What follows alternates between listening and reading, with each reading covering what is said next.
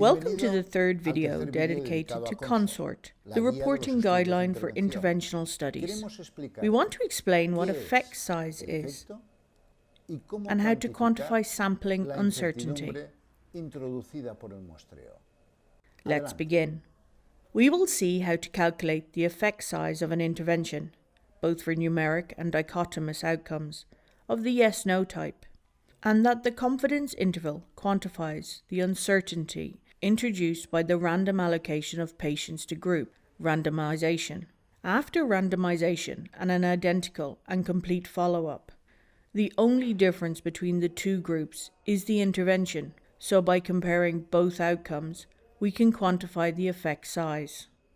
Let us remember, first of all, that there are two ways to compare two numbers: looking if their subtraction is 0 or if their ratio is 1. Let's first see the effect in a numerical outcome. This example of the CONSORT explanation and elaboration document shows, first, the amount of information provided, and then both the final situation, the result, as well as the initial one, the baseline. These authors defined the joint pain at rest in 12 months as the variable in the protocol. A first measure of the effect of the exercise is the difference in how they end. The treated patients have 1.18 points less pain, but since the control started with an advantage of 0.11, the new estimate of the effect is worth 1.29. The analysis pre-specified by the authors proposed adjusting also by age and duration of symptoms the method that provides the same figure. All of them are valid and estimate the same effect of the intervention, although the success of the study depends on what is pre-specified in the protocol as the main analysis. The confidence intervals gives you the opportunity to interpret if the intervention had an effect. In the first variable, there is no evidence of the effect of the exercise. On the other hand, the data clearly shows that exercise improves pain at rest, the main variable. Now let's see how to define the effect in a dichotomous variable with only two possible values, whether it heals or not.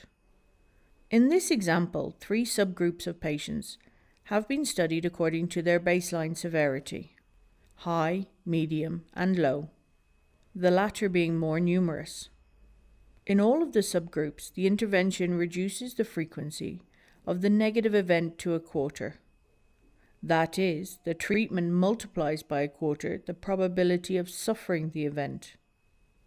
This timely homogeneity of the effect in the 3 subgroups allow all of these estimates to be combined into one.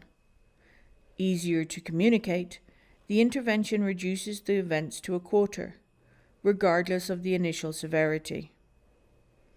By putting together cases, your 95% confidence interval is more accurate, with less uncertainty. But what happens if, instead of dividing the numbers from the 2 interventions, we subtract them, if we compute their difference?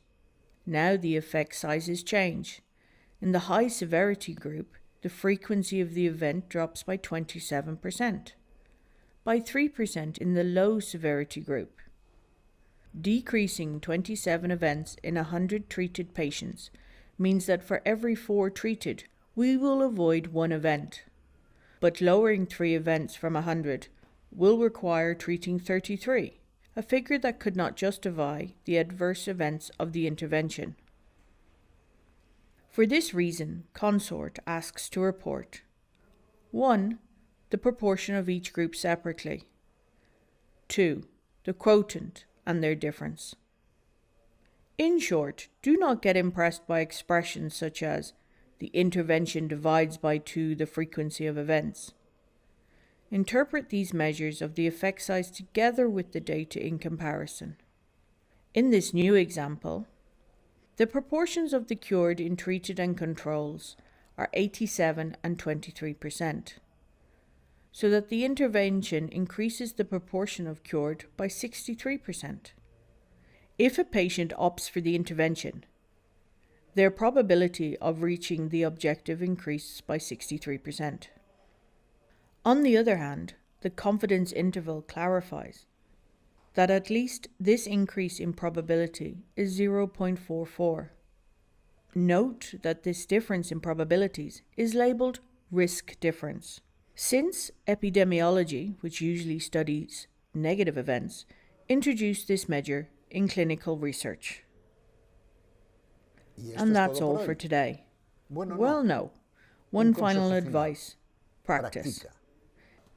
In an article that compares proportions, check to see if it is based on differences or ratios.